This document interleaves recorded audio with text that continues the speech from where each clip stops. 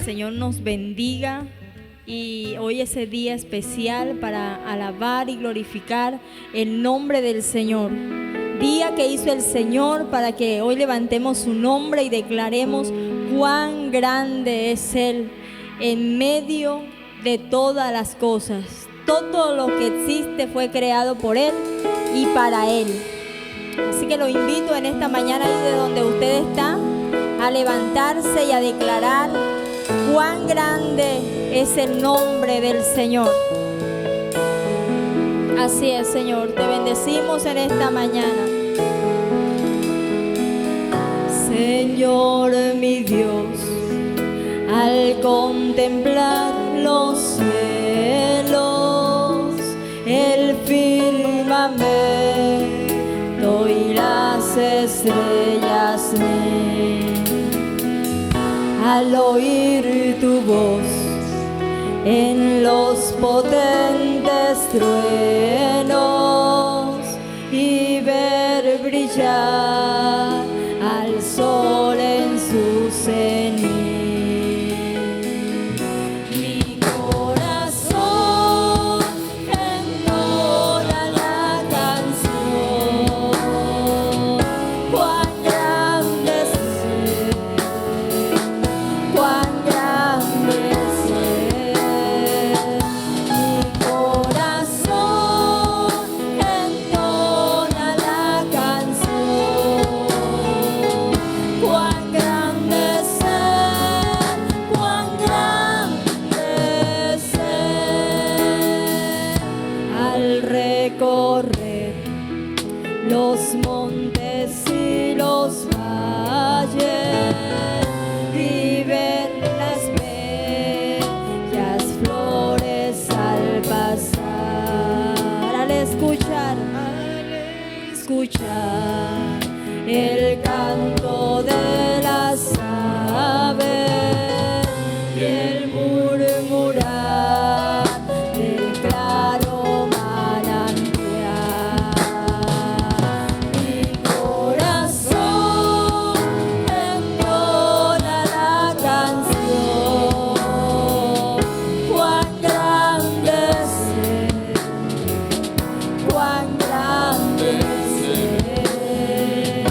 Mi corazón entona la canción, cuán grande es Él, cuán grande es Él.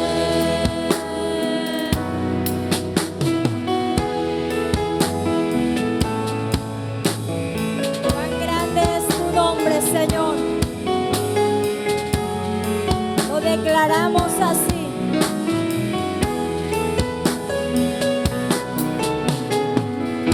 Cuando recuerdo del amor divino que desde el cielo al Salvador envió. Dígale, aquel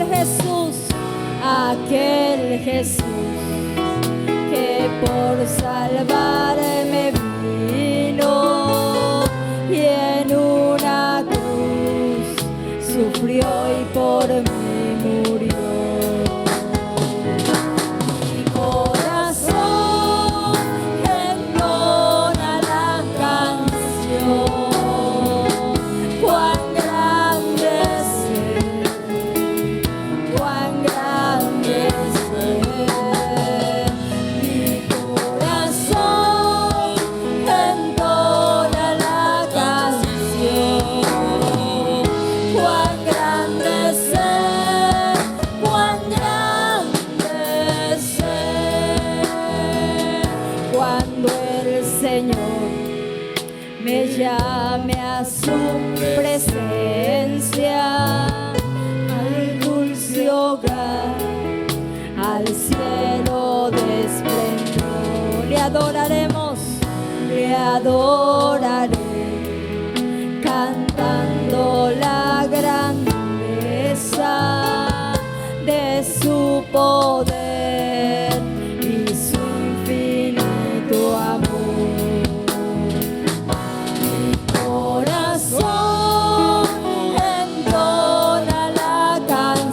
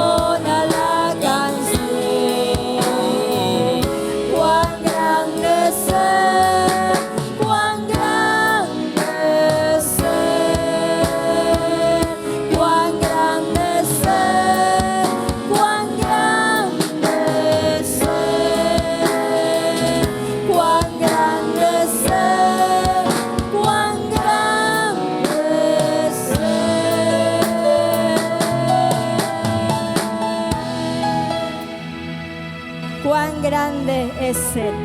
Amén.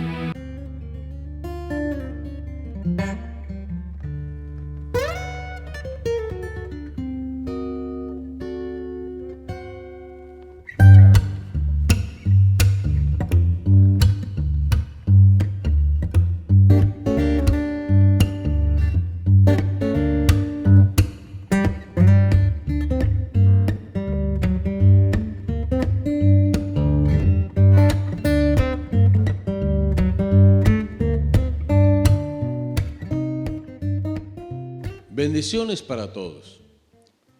La carta a los Colosenses, capítulo 4, versículo 2 al 4, el apóstol Pablo, escribiendo a los hermanos en Colosa, dice de la siguiente manera: perseverad en la oración, velando en ella con acción de gracias, orando también al mismo tiempo por nosotros, para que el Señor nos abra puerta para la palabra, a fin de dar a conocer el misterio de Cristo, por el cual también estoy preso, para que lo manifieste como debo hablar.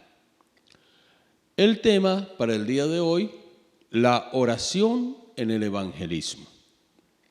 La oración es la mejor estrategia para la evangelización. Pablo resalta en sus cartas el privilegio y el compromiso de orar por los demás. Invita a los hermanos de Colosa a perseverar en la oración. En ocasiones pareciera que la oración no tiene respuesta alguna a nuestra necesidad. ¿Le ha sucedido? Lo que debemos hacer en tal caso no es dejar de orar, sino esforzarnos y perseverar en la oración. La palabra original quiere decir que estén despiertos, no se queden dormidos cuando estén orando, y no lo dice específicamente en el aspecto espiritual o físico, sino en ambos sentidos. Pablo les solicita que oren por él, y debemos observar qué es lo que específicamente él les pide. No les pide que oren por provisión, ni para ser libre de la cárcel, tampoco para ser absuelto en el juicio que le esperaba. No pide oración por algunas necesidades que son legítimas. Él les pide que oren por él para recibir fuerzas del Señor.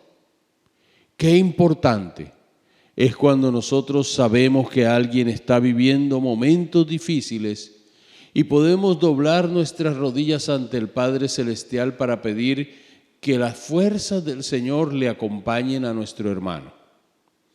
Qué maravilloso es experimentar nosotros las fuerzas del Señor cuando estamos débiles, producto de la oración de otros hermanos en favor de nuestras vidas.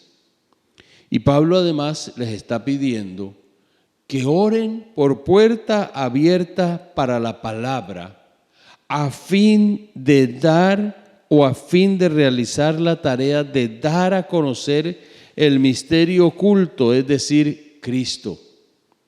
Su compromiso, el de Pablo, va más allá que su bienestar personal, y es por causa de la predicación del Evangelio que él se halla preso. Pero el fuego del Espíritu Santo, fruto de su comunión con Dios por medio de la oración, mantiene viva la pasión en el apóstol para hablar la palabra. Nada ni nadie le hará desistir de este propósito, de la encomienda recibida por el Señor desde el día que le conoció. Desde ese momento cuando él asolaba la iglesia de Jesucristo, cuando él quería acabar con todo lo que tuviera que ver con el nombre del Señor, e iba camino a Damasco llevando cartas, y de pronto Dios se aparece en el camino, Jesucristo se aparece, y él cae a tierra y el Señor le dice: Saulo, Saulo, ¿por qué me persigues? Y él le responde: ¿quién eres? Yo soy Jesús a quien tú persigues. Dura cosa te es dar coces contra el aguijón. Es una conversión maravillosa la que ocurre en el apóstol. Él queda sin la visión y es llevado a Damasco, y allí está un tiempo hasta que un hombre, Ananías, va y ora por él para que reciba la vista, porque a causa de la visión sus ojos habían quedado sin la luz. Y el Señor le llamó, y en él nunca se perdió esa vehemencia con la que él amó a Jesús y también lo dio a conocer. En nuestras congregaciones hablamos siempre acerca de orar por los perdidos. Algunos enseñan que si los perdidos van a ser salvos, no es necesario orar por ellos. Otros dicen que la oración en el Nuevo Testamento con relación a evangelismo no es por los incrédulos, sino más bien por los creyentes que están haciendo la evangelización. Ante estas dos posiciones surgen dos interrogantes. El primero de ellos, ¿es bíblico orar por los no creyentes para que se salven? Y cuando vamos a estudiar la Biblia, vamos encontrando respuestas. El segundo, ¿cuál es la relación que existe entre oración y evangelismo? Para responder estas preguntas es aconsejable mirar cómo Pablo hizo la conexión de ambas y cómo las Escrituras nos hablan que la una sin la otra no cumple con el propósito divino. Aprendemos entonces tres cosas. La primera de ellas, conocer el corazón de Dios. Y en esto Pablo nos da un ejemplo inmenso. Él se preocupó por conocer lo más íntimo del ser, de lo que había en el Señor Jesucristo para él, para la iglesia y para el mundo a quien él se debía y quien él estaba llamado a predicarles el evangelio. Deseaba fervientemente el apóstol Pablo conocer cada día más y más de Cristo. ¿Deseas tú eso, amado hermano? ¿Desea tu alma y tu corazón conocer más de Cristo, o te has conformado con el hecho de que un día recibiste a Jesucristo como tu Señor y tu Salvador, y al recibirlo vas a tu congregación que hace parte de la iglesia de Jesucristo y ya con eso te conformas, y con cumplir con una u otro compromiso leve que no te quite mucho tiempo, o en ti está pasando que hay una pasión intensa de ganar tantas almas como les sea posible, que era lo que el apóstol Pablo desde su conversión experimentó en su ser? Él obedeció a lo que el Señor tenía para su vida, y cuando él escribe a la iglesia de Corinto, la primera carta que lleva el nombre de esta iglesia, en el capítulo 9, versículo 19, el apóstol está diciendo a los hermanos: por lo cual, siendo libre de todos, me he hecho siervo de todos para ganar a mayor número. En los cielos hay lugar para todo aquel que se arrepiente y recibe al Señor Jesucristo. En la tierra el Señor estableció su iglesia, una sola, que confiesa al Padre, que confiesa al Hijo como el Salvador y al Espíritu Santo como el Consolador, y que cumple de acuerdo a la palabra lo que el Dios del cielo quiere que su pueblo cumpla. Porque Él no nos ha dejado sin guía, Él nos ha puesto la palabra, nos ha entregado la palabra para que cada uno de nosotros se nutra espiritualmente y crezca a través del conocimiento del Señor.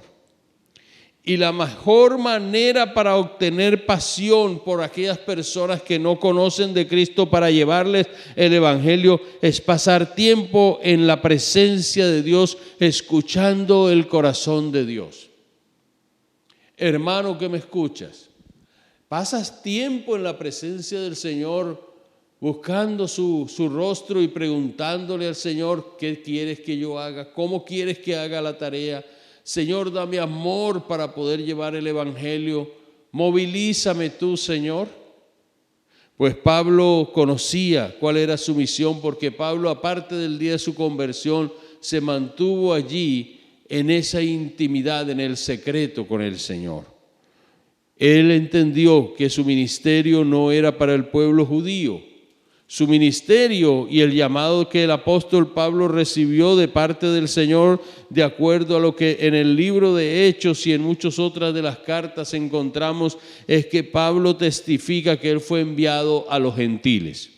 Capítulo 26, versículo 17 nos cuenta y nos dice así el historiador Lucas al escribir este libro: librándote de tu pueblo y de los gentiles a quienes ahora te envío, para que abras sus ojos, para que se conviertan de las tinieblas a la luz y de la potestad de Satanás a Dios, para que reciban por la fe que es en mí perdón de pecado y herencia entre los santificados. Pablo también, cuando estuvo en Antioquía, los hermanos se reunían allí a orar y a buscar el rostro del Señor.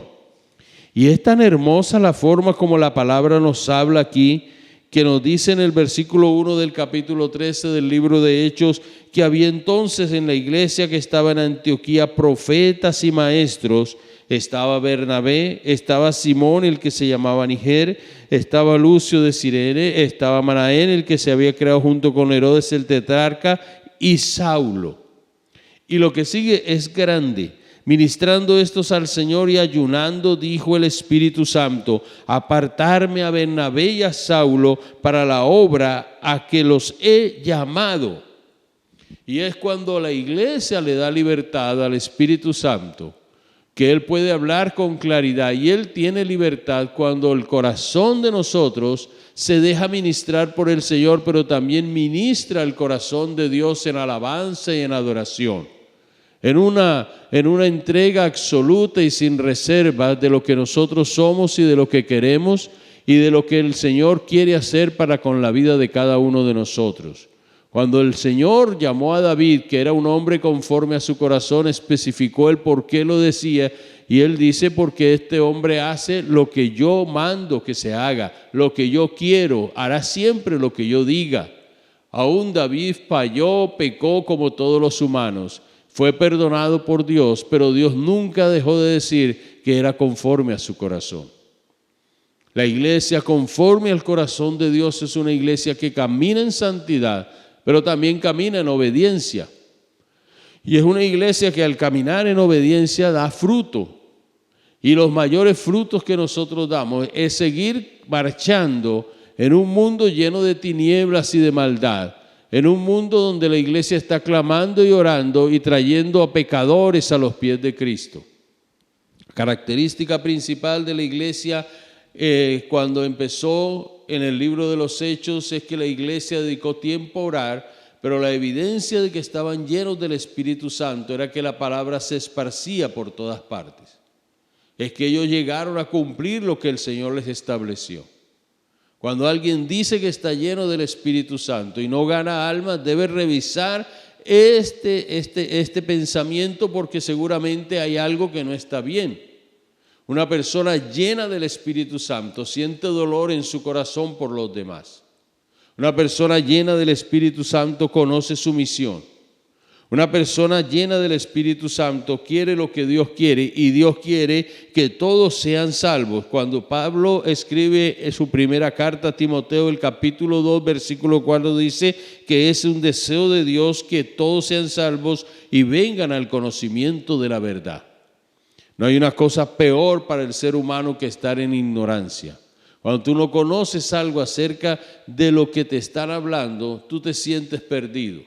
Cuando tú no conoces algo de lo que hoy en día mucha gente maneja, las redes, cuando no conoces cómo se maneja un computador o un celular, tú te sientes mal, porque la ignorancia no es lo que Dios quiere para el ser humano. Dios quiere que el hombre conozca. Para eso le ha dado una inteligencia, para eso le ha dado capacidades y fue creado a su imagen y semejanza. Pero cuando Dios nos creó a su imagen y semejanza, puso a nosotros cuerpo, alma y espíritu. Este cuerpo que cada día se va desgastando por el paso del tiempo, por las enfermedades, y que un día irá de donde fue tomado a la tierra, El alma, donde están nuestras emociones, nuestra capacidad, nuestro intelecto y todo lo que nosotros somos, y el espíritu para tener nosotros comunión con Dios. Por eso se habla que el hombre cuando pecó murió espiritualmente. Entonces cuando viene el conocimiento de la verdad, toca nuestra alma, porque allí reposa nuestro intelecto, toca nuestro espíritu porque nos mantiene vivos con el Espíritu Santo en una comunión intensa con Dios, nos transforma en todo lo que nosotros somos y la gente ve que hemos cambiado nuestro pensamiento porque ya nosotros nos inclinamos al estudio de la Escritura y la Escritura nutre nuestro ser. Y aún nuestro cuerpo sufre un cambio y muchas veces cuando vamos envejeciendo, envejecemos con la gratitud de saber que nuestra vida ha sido entregada a las manos de Dios y que Dios está con nosotros. Cristo vino a buscar y a salvar lo que se había perdido.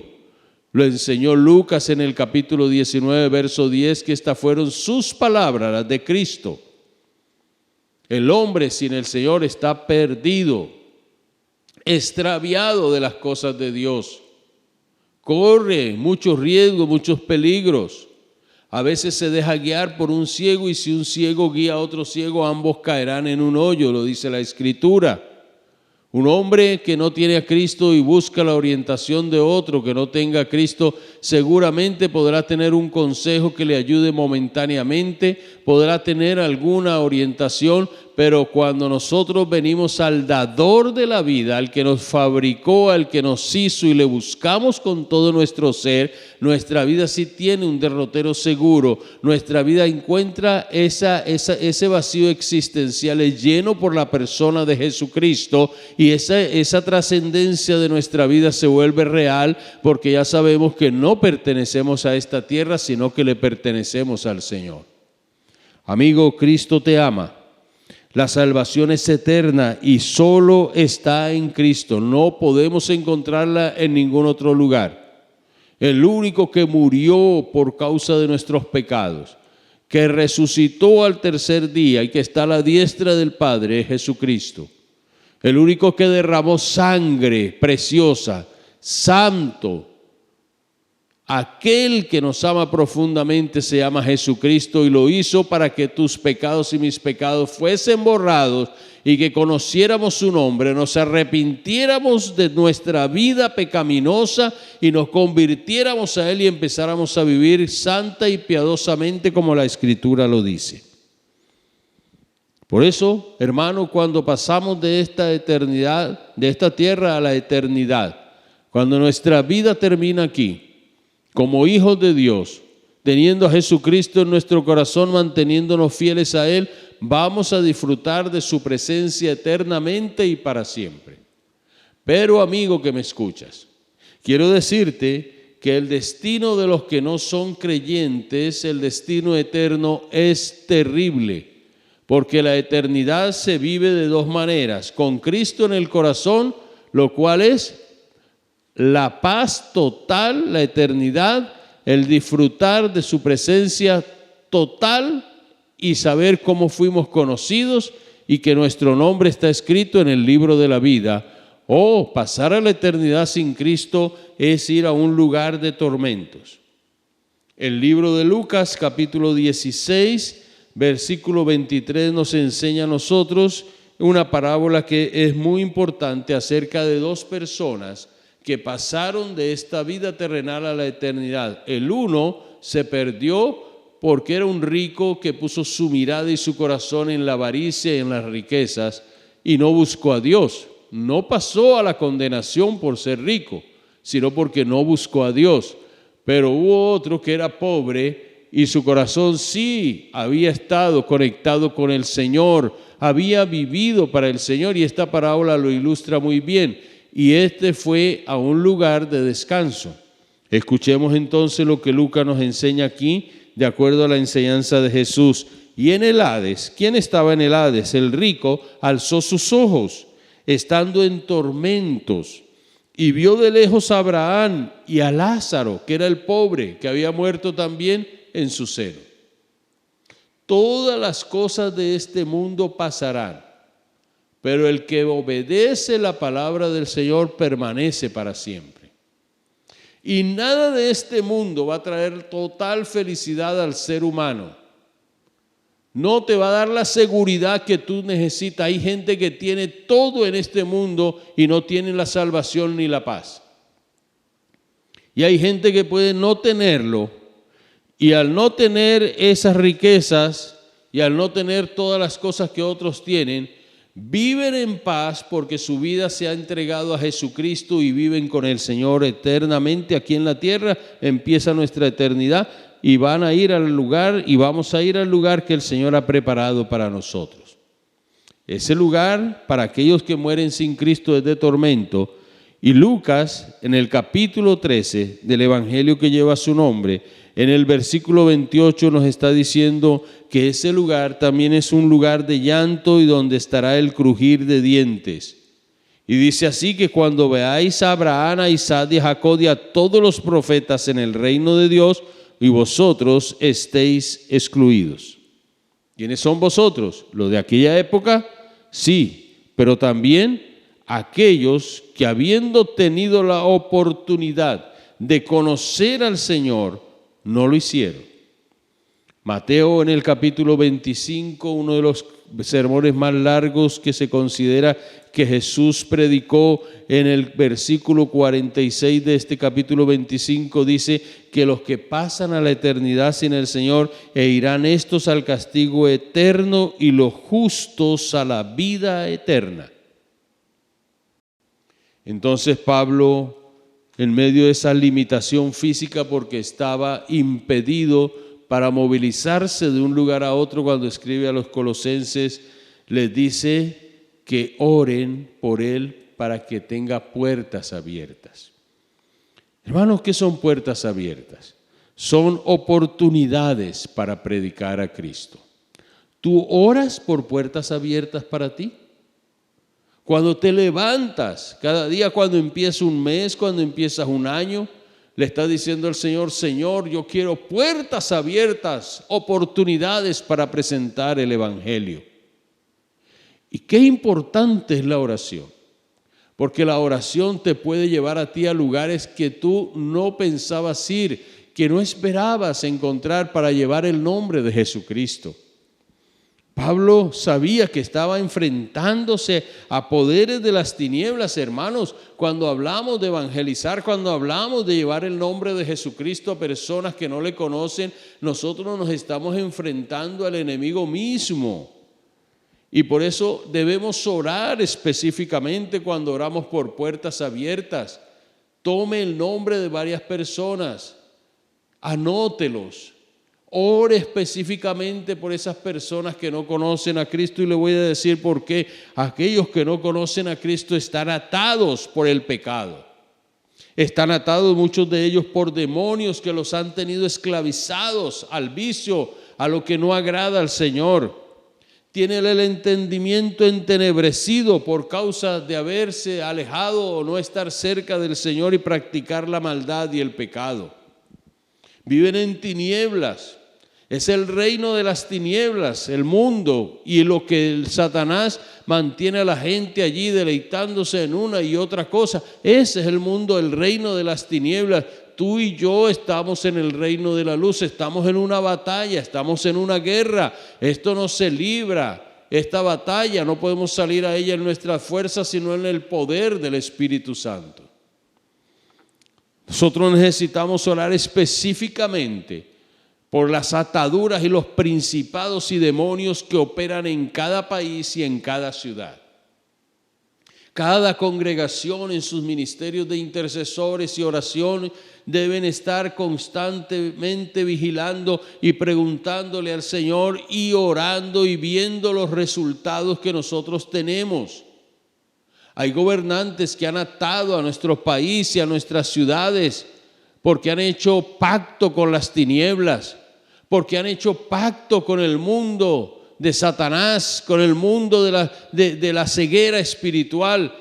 Hay gente que ha hecho pacto con chamanes, hay gente que ha pactado, presidentes de países que han llevado brujos y han llevado todo este tipo de personajes al lugar donde se toman las decisiones para que el pueblo pueda vivir, y esperamos que sea en paz, quieta y reposadamente.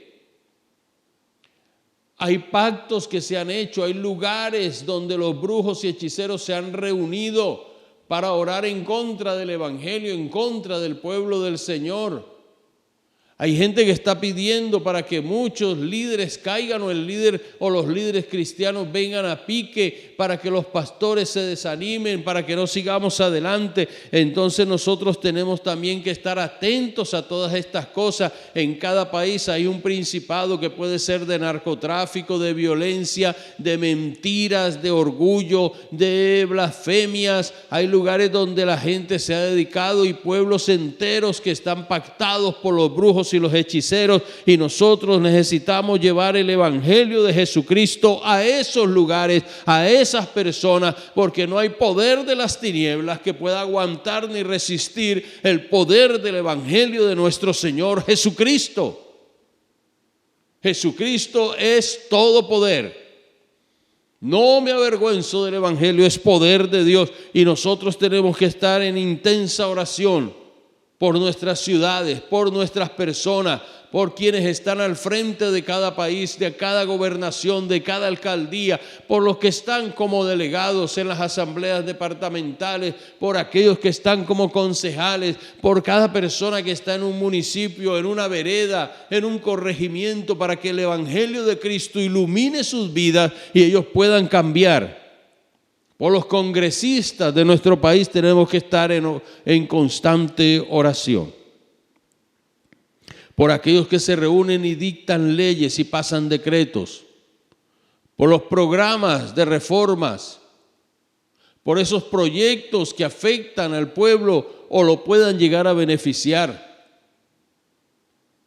Estamos en una guerra, en una batalla donde tenemos que librar nosotros con nuestras rodillas, pidiéndole al Dios del cielo misericordia y su oportuno socorro en medio de todo lo que estamos viviendo.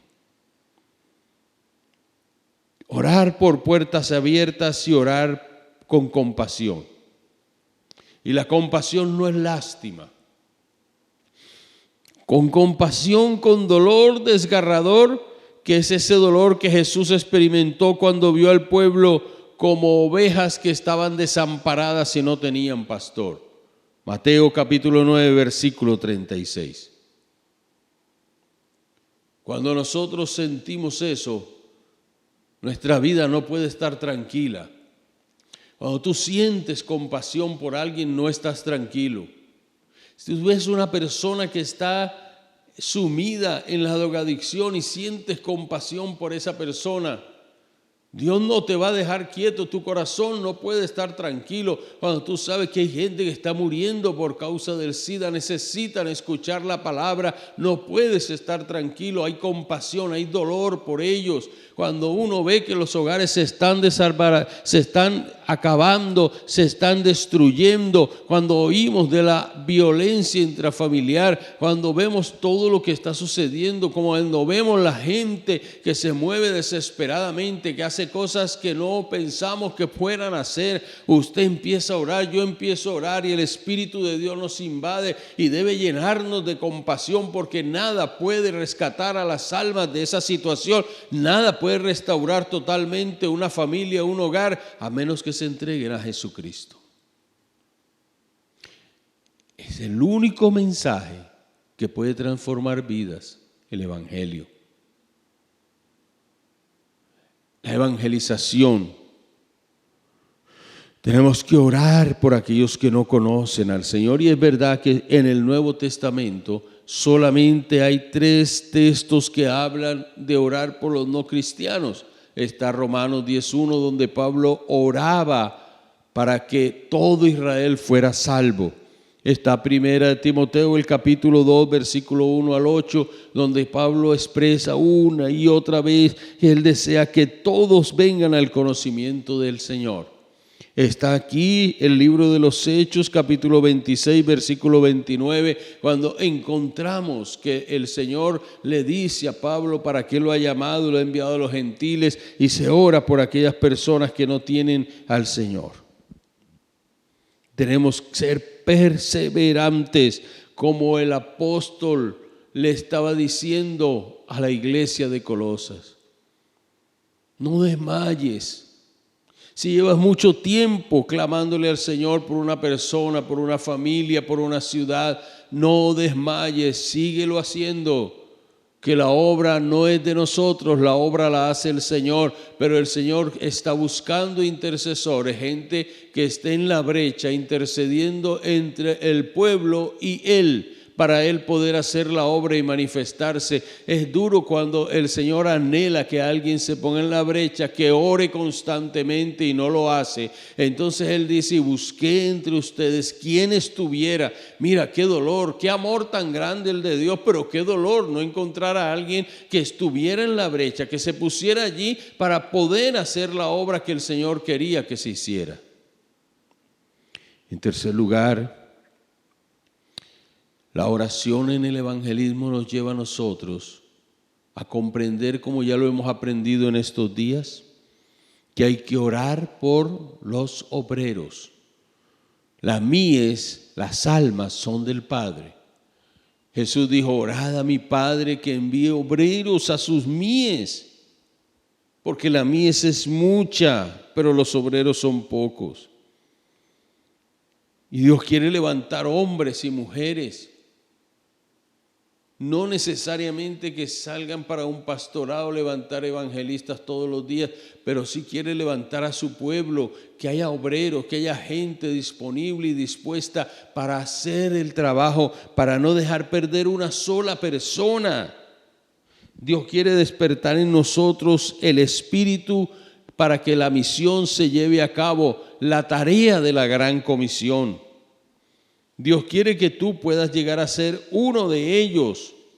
Y es que si tú y yo no hablamos, ¿quién va a hablar? Si tú y yo no le decimos a la gente y los llevamos a que hagan su oración de fe y reciban a Jesucristo, si no llevamos las almas a los pies del Señor, ¿quién lo va a hacer? Solo el Señor lo quiere hacer a través de la iglesia, a través de cada congregación. Mi hermano, si tu congregación está establecida en un barrio que no es un barrio muy reconocido, o es un barrio popular, o si está en el centro de la ciudad, o si está en un barrio diferente, de clase diferente, el lugar donde Dios ya ha establecido la congregación es porque con el lugar y con la congregación donde quedó establecido, el Señor tiene un propósito, y el propósito es que la congregación esté como esos obreros que el Padre necesita. Y por eso el Espíritu se está moviendo poderosamente, está inquietando poderosamente para que cada uno de nosotros nos pongamos en las manos de Él, del Espíritu de Dios, del Padre, del Hijo, del Dios Santo, y hablemos la palabra del Señor como el Señor quiere que nosotros lo hagamos. No es el tiempo para estar orando por beneficios solamente personales. Hágalo.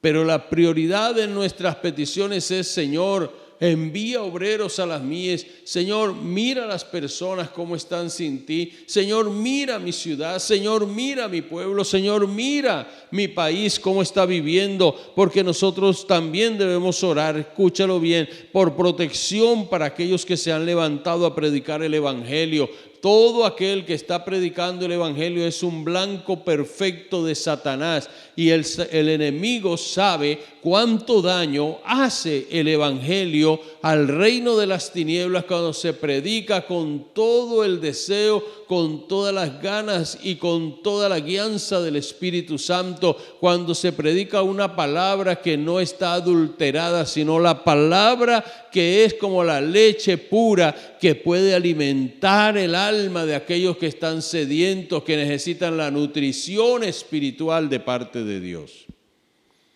El enemigo se opone y entorpece la obra.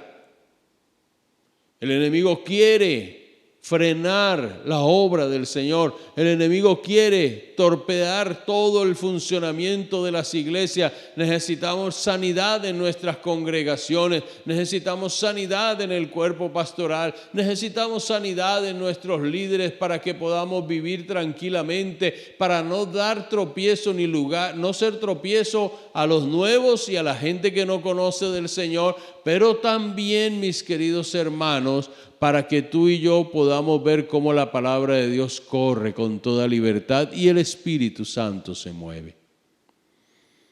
Necesitamos orar, como lo decía Pablo, para hablar con claridad el mensaje, como debo, para hablar como debo, decía Pablo, para que tú no te acobardes de decirle a alguien con compasión y con amor que necesita a Cristo. No se trata de escuchar y no mencionar al Señor. Cuando alguien venga a ti, es una puerta abierta por la cual se está orando, para que tú le digas a esa persona que en el nombre de Jesucristo su problema, su situación, no solamente se arregla porque le escuches o le digas, ok, está bien, voy a orar por ti, sino que también le digas, necesitas recibir a Cristo. Hablar que la mayoría de la gente, y por no decirlo, que todo lo que el mundo está viviendo es causa del pecado. Todo ese tiempo de angustia, de ansiedad, de soledad, muchas de las cosas que la gente está pasando, muchos de los pensamientos equivocados de los hombres los produce el príncipe de este mundo que se llama Satanás y que enreda a la gente para que la gente no venga al Señor y conozca lo que el Señor nos dice a nosotros. Iglesia, estudia la palabra, ora al Señor y date a la tarea de la evangelización. Habla el mensaje tal y como está, sin componendas. Concluimos diciendo lo siguiente: oremos mientras vamos y mientras vamos, oremos. Los que iban oraban y los que oraban iban. El orar por los no creyentes es bíblico, aunque el énfasis en el Nuevo Testamento es más bien orar por los creyentes que están evangelizando. ¿Quieres ser tú uno que se une al cuerpo de Cristo para recibir salvación? Si quieres recibir al Señor, vas a orar conmigo para que lo recibas. Hermano, únete a la tarea de la Gran Comisión. Es tiempo ya de tomar la bandera del Evangelio y proclamar el nombre que es sobre todo nombre, al Señor Jesucristo. Que Dios los bendiga, iglesia. Oramos en este día. Padre, gracias te damos porque tu palabra es verdad, es vida y es poder. Pido, Señor, para que tú despiertes en nosotros un deseo ardiente para evangelizar, para seguir orando por aquellos que no te conocen. Oramos por nuestra ciudad, Valledupar, oramos por nuestro país, Colombia, oramos por nuestro departamento, para que la palabra de Dios corra y llegue a cada vida. Nosotros resistimos todo lo que no es tuyo y pedimos, Señor, que la palabra tuya llegue a cada uno de nosotros. Señor, oramos para que el que no te conozca y aquellos que te conocemos despertemos a orar, pero también a llevar las buenas nuevas de salvación. Amigo que me escuchas, si tú quieres recibir a Cristo, dile en este día: Señor Jesús, hoy te acepto como el Señor y el Salvador de mi alma. Te pido perdón por cada uno de mis pecados y te pido, Señor, que el nombre mío esté escrito en el libro de la vida. Ayúdame a crecer en el conocimiento tuyo. Te doy muchas gracias en Cristo Jesús. Amén.